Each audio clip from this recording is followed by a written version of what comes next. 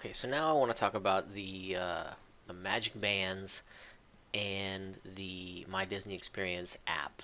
Um, uh, they're separate, but they're linked in a lot of ways, and this is just another example of Disney doing things right.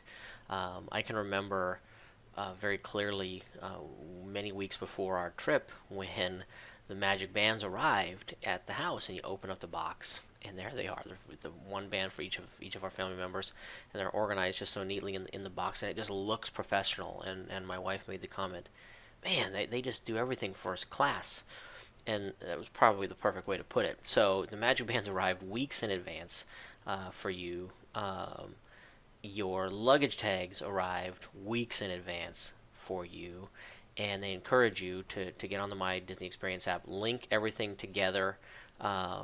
Whether it's your hotel, your dinner reservations, and all importantly, within 60 days, if you're staying on property, you can start to select your fast passes. And that's where the Magic Bands and the Disney Experience, My Disney Experience app, really come in to play. And we had switched from an off-property resort to the All-Star Sports Resort sometime after the 60-day mark. So we weren't at the perfect moment to get all of our fast passes that we wanted, but we were well ahead of the 30-day mark, which is where everybody else who's off-property can start getting their fast passes. So utilizing the My Disney Experience app, we were able to link our park tickets, link our and to choose our fast passes. Now, we got all the fast passes that we wanted near the time frame that we wanted them, with just two exceptions, and that was the Seven Dwarfs Mine Train, which we didn't get until the afternoon.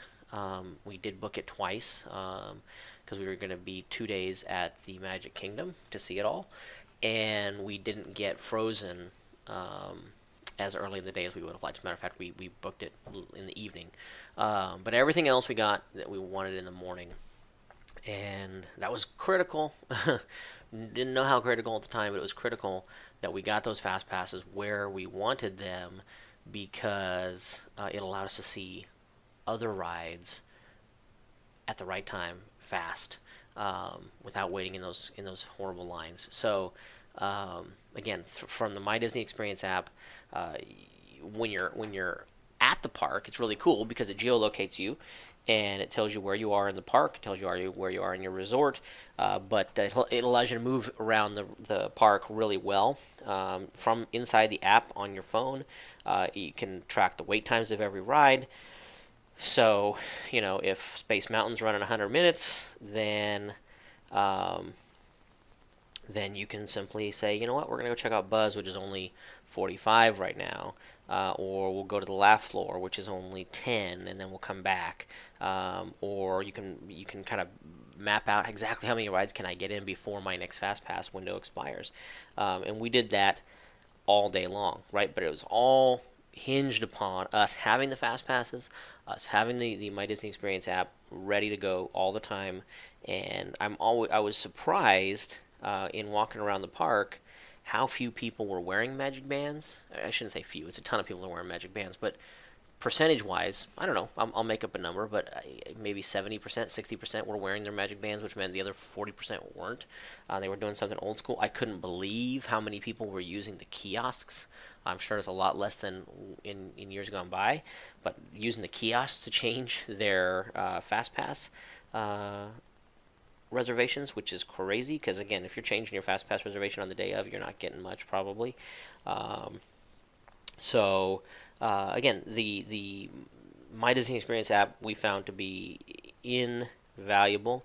We'll say that you may see some critiques of it crashing or being slow or whatever.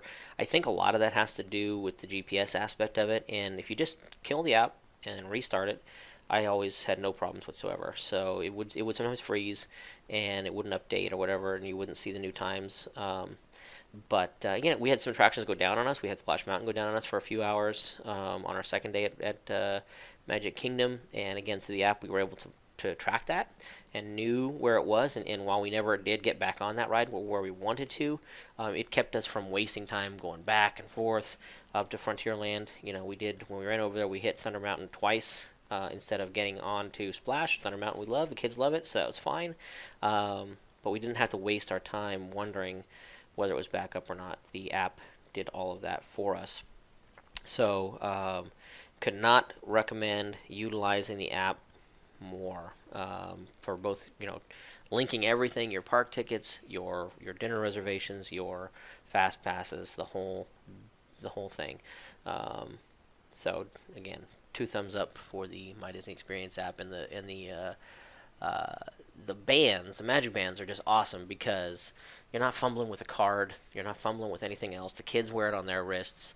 When you walk up to the fast pass stations, you just pop it on there, and it tells you if you're good to go. Lights up green. You just don't have to fiddle with anything, and it lets the kids in and out of the resort room, which is awesome. If you want to link them up to a credit card, you can allow the kids to buy stuff. We did not do that, but I know a lot of people that probably would. So again, the Magic Bands are just a really cool way to help you at Disney. Just keep hands free, to be honest. Now, I will say this: with the kids, with their wrists being so small, we ended up having to clip off a little bit of their band, and the bands fell off their hands a couple times.